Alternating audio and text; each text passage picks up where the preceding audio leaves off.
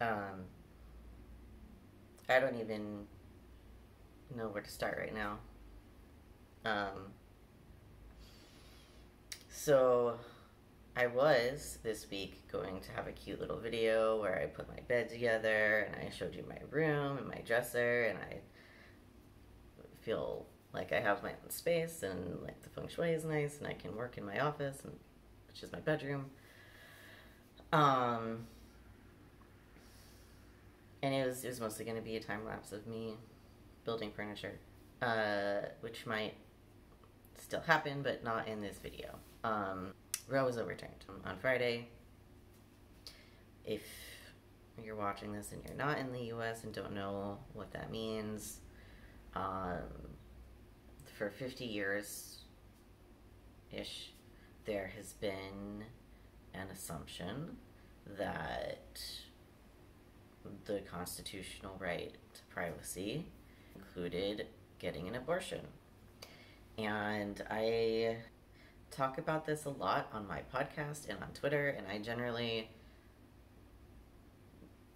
use my YouTube to do fun, creative things that aren't politics because I have several outlets. I write, I run a children's rights nonprofit as the interim executive director. I have a podcast. I'm very prolific everywhere else that isn't YouTube about politics. But I can't not talk about it right now. It's deeply upsetting and not surprising. None of what I am feeling is shock. I guess what I want to do is give a little bit of history about what happened and how it happened and what's coming next. So, Roe versus Wade was overturned, which isn't just about abortion, it's about privacy rights in general in the US. And obviously, the fallout of Roe being overturned is immediate and has serious life-changing consequences for millions and millions and millions of people who can get pregnant, or who are pregnant, who are having miscarriages or ectopic pregnancies, or are like any number of medical issues that come with having a uterus. And if you have a uterus, you are directly and immediately impacted by it. And if you don't have a uterus, you are still directly and immediately impacted by this, even if you don't see how you are right now. So we've had this right to privacy, the right to choose what to do with our bodies, enshrined by the courts for the last 50 years. In the 1970s, as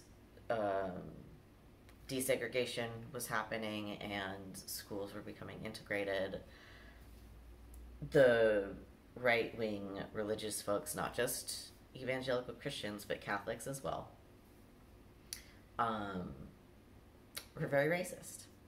And we're like, well, this is bad, but there's no way to fight it. And Roe had just gone through, and for quite some time, none of the churches really cared. They were like, yeah, okay, it's between a person and their doctor.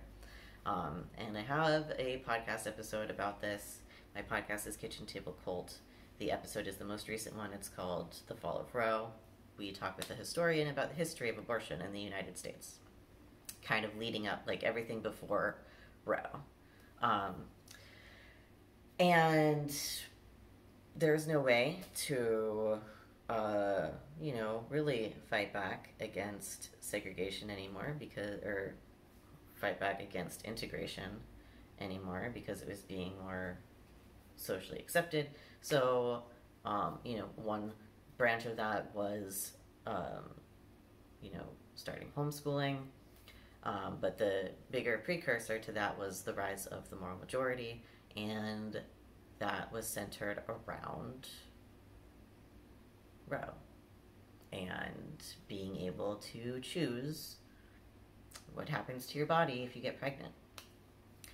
And Phyllis Schlafly, a Catholic woman, was key to bringing Catholics and Protestant, evangelical, white supremacist Christians to coalesce around stopping the Equal Rights Amendment, which would have enshrined all of these protections constitutionally as a constitutional amendment, which is much, much, much harder for the Supreme Court to overturn than a simple ruling like Roe.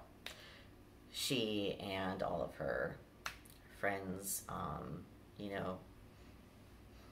including like Ronald Reagan, Clarence Thomas, Ginny Thomas, more people than I can even begin to remember. But if you were part of HSLDA, or if you know of the Alliance Defending Freedom, or Focus on the Family, or like James Dobson generally, or ATI, which is Bill Gothard's thing, like all of these people and movements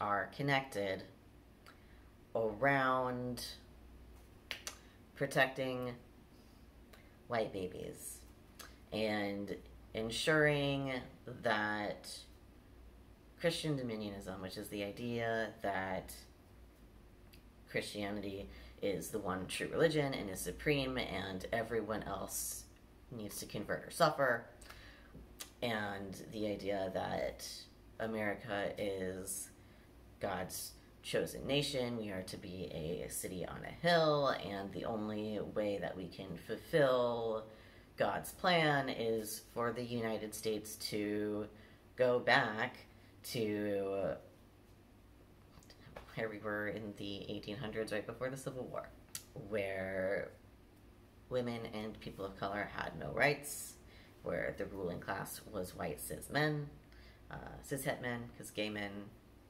also bad, and ruling not democratically at all, but a theocracy. That's what they want. That has been their goal for decades and decades before I was born, probably before most of you were born. And again, see my podcast. I talk a lot about this with my friend Eve and a bunch of our guests who are historians and journalists and who have been studying the rise of Christian fascism for quite some time. So I'm not going to try to give a whole history about what Christian dominionism and all of that is here.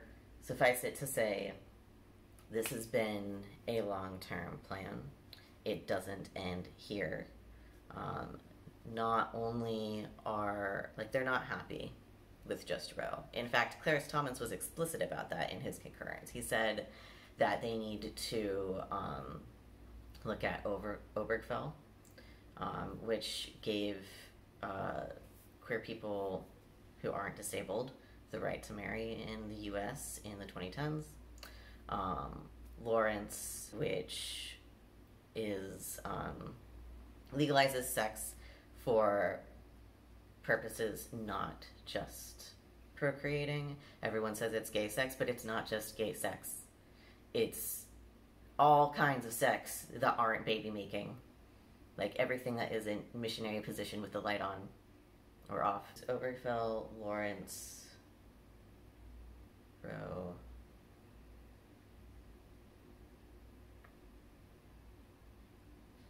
And there was another one that I'm blanking on right now. But all of these additional cases are built on the right to privacy and the right to live your life freely and how you see fit, which is constitutionally protected. That is the whole point. But these people believe, and if you've been watching the January 6th hearings, you've heard this ad nauseum, that the Constitution is divinely inspired.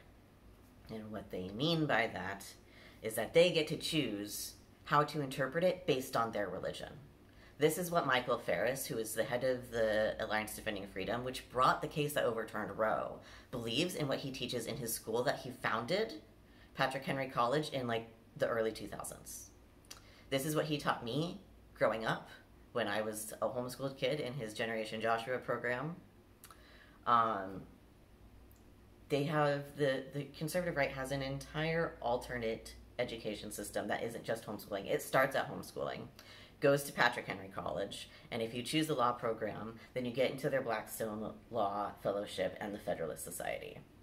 And you are indoctrinated from birth until you graduate law school with these ahistorical, white supremacist, whitewashed ideas of what the U.S. is and how it should be run. And all of that is based in white supremacist Christianity and Christian nationalism. And it is entirely antithetical to what the Constitution actually says, and gives them room to decide that because what they feel God like wants is how they translate the Constitution. And because there were no women's rights in the 1800s, there were no rights for Black people or Indigenous people or people of color from all over the world in the Constitution in the 1800s. There were only rights for white, straight, cis men, and that is what they want to return to. And that is what they're doing. And they are coming for everything. Senator Corbyn sent out a tweet almost immediately saying that they need to come for Plessy versus Ferguson and Brown versus the Board of Education, which are the cases that made segregation illegal. They want to go back to a racially segregated, misogynistic, queer-hating America. And they are on the path to success. That is happening. They're winning. They are doing what they set out to do. They are doing everything that they said they wanted to do when I was growing up, everything I was trained to be part of. They're winning. And the Democrats are doing shit. And I have been here talking about this everywhere to everyone that I possibly could since 2009, since I got out when I was 18. Like, it has been over a decade that I and my friends who grew up Christian fundamentalist, who were homeschooled all the way through, who were taught all of these things and grew up and learned that they were wrong and they were cruel and they were against anything a loving God would actually, like, want. We've been talking about this nonstop, and we have been ignored, and we have been belittled, and we have been brushed off by old white people who are like, that would never happen. Look, Susan Collins was like, oh, well, they said they would never overturn Roe. And I was like, oh, I feel so betrayed. Like, bitch, their entire history, everything they said prior to the fucking Senate confirmation hearings, their entire background, their entire worldview is centered on overturning Roe, and that is the reason they were nominated to be judges. And the fact that they were voted in is a failure on every single Democrat who voted for them. They should not have been confirmed. Like, it is... I'm mad, obviously, that the Christo-fascists and the Republicans have made this happen, but I am just as, if not more, mad at the absolute zero amount of resistance that our elected Democrats have put up to stop this. They had a whole month between the leaked statement that Roe was going to be overturned and Roe's overturn, and in that time period, there was a handful of protests and a lot of fundraising emails. They could have eliminated the filibuster. They could have voted to codify Roe, like Obama and Biden both said they would do when they got elected, and neither did. They could be doing that right now, but all that I'm seeing is vote in the next election. The next election is in fucking November, and people are dying now. It is not okay. The Democrats are complicit. They are enabling, and they need to fucking stop. They need to stand up and do their fucking job if they expect to be voted in ever again. And it is up to us, as the people who can vote, to tell them that, but to also not fucking rely on them to do shit, because they have had literally decades of the Republicans being like, this is what we want to do, this is what we're going to do, this is how we're going to do it, we're going to pack the court, we're going to raise people up in this very insulated culture so they go and do the thing and have no experience with the outside world to know that what we're saying is lies. And they have succeeded, and they have been telling their plan this entire goddamn time, and the Democrats have not been listening. They've been ignoring it because, honestly, I think they don't fucking care. I think they're kind of like, well, it's not going to affect me, so whatever. Like, these people have been in office longer than I have been alive, and I'm 31. Like, there's no reason.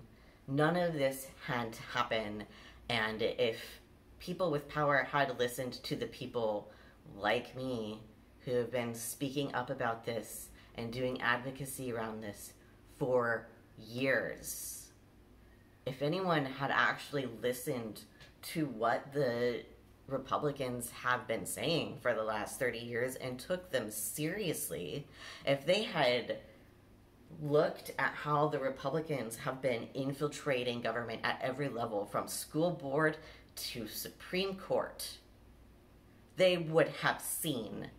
And there was time to do stuff, and that time to stop this from happening has passed.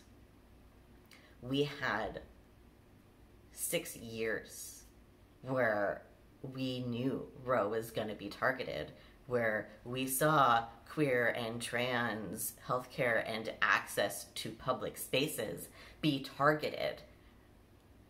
And we got the equivalent of thoughts and prayers from the Democrats, who just assured us that if we voted them into office, they would do something about it. And it has been multiple elections, and I have voted in every single fucking election, and nothing has been done. Absolutely nothing has been done. And now I don't even know. I don't know what more there, like, there is nothing more to do electorally, I feel.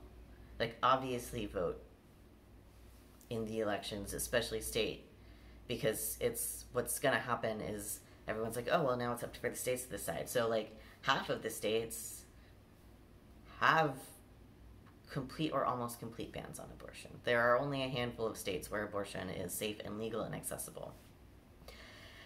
And those states are working hard to enshrine that in the Constitution. California already has it going on the ballot in November.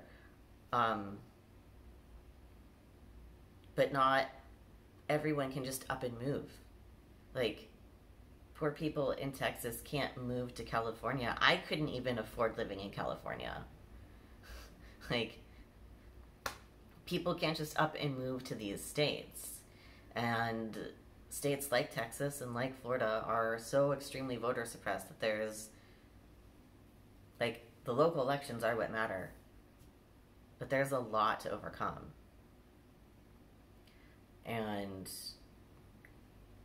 the way that we can successfully move forward from this, from what I have seen growing up in the right wing and spending my entire adulthood fighting against that world, is it's got to be multi-pronged, right? The thing with the right wing is they didn't only focus on elections. They didn't win an election. We're like, oh, cool, we have power, our work is done, like the Democrats. No. They won elections, and they were like, okay, what's next?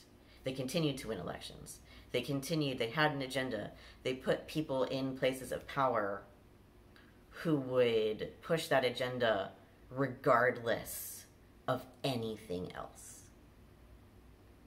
They united around the idea that some people don't matter. They united around the idea that the only beings who matter are the beings who don't exist. They united around the idea that autonomy is only for cishet white men.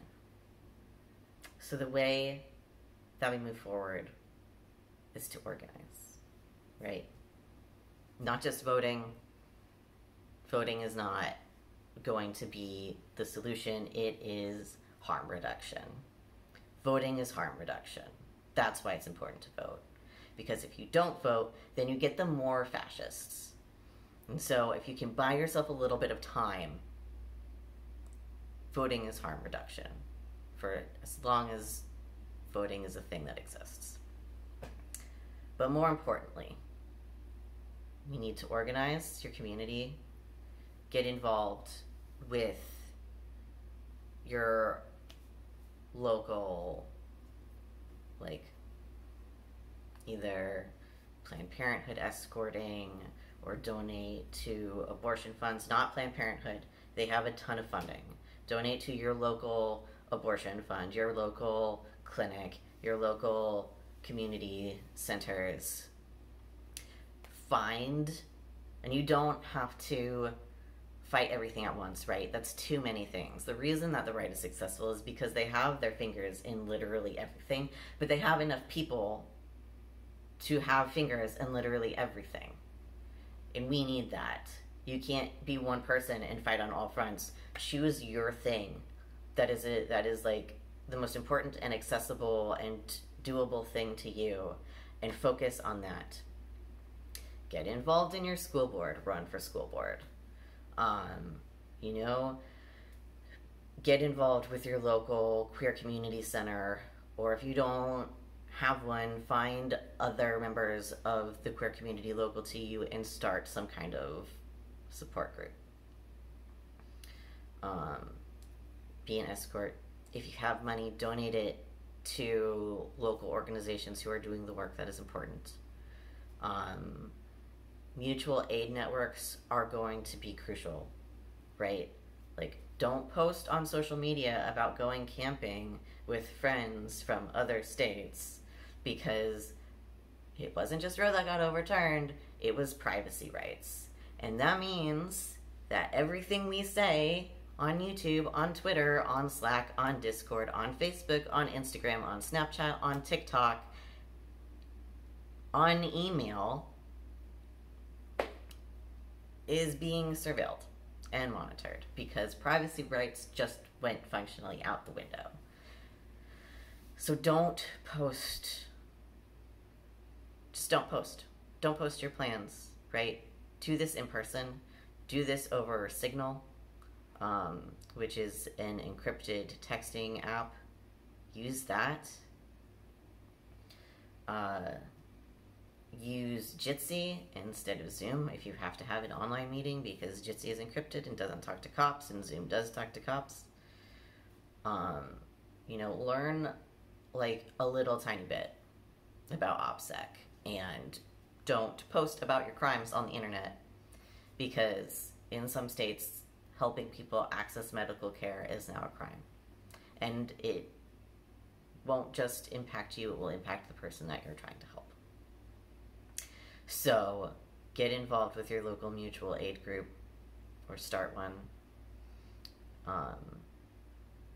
But don't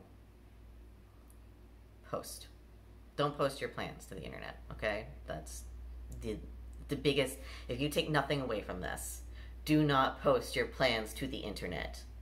Do not write in an email, hey, I think I did a crime and I would like a pardon, okay? Don't. Use Signal. Talk outside at a park in person with people, okay? Use Proton Mail instead of Gmail. Be safe as you plan to keep other people safe.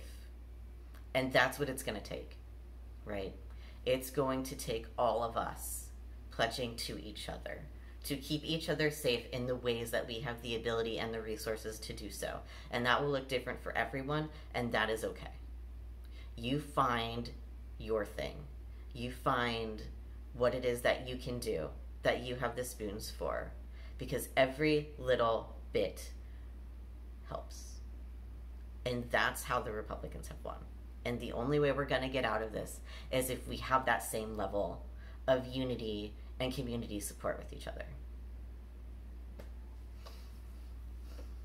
And that's all I have to say. So, be safe.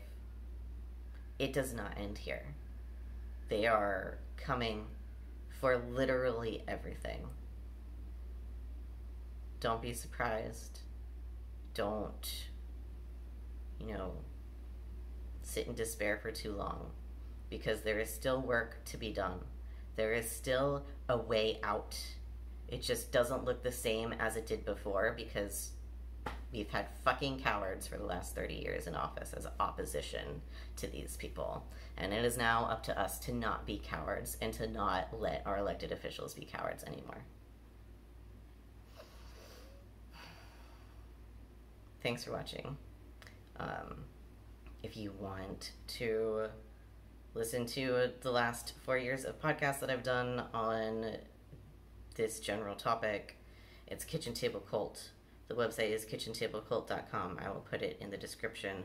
I will also put the important articles that I've written about how we got here and why and how it was organized in the description as well.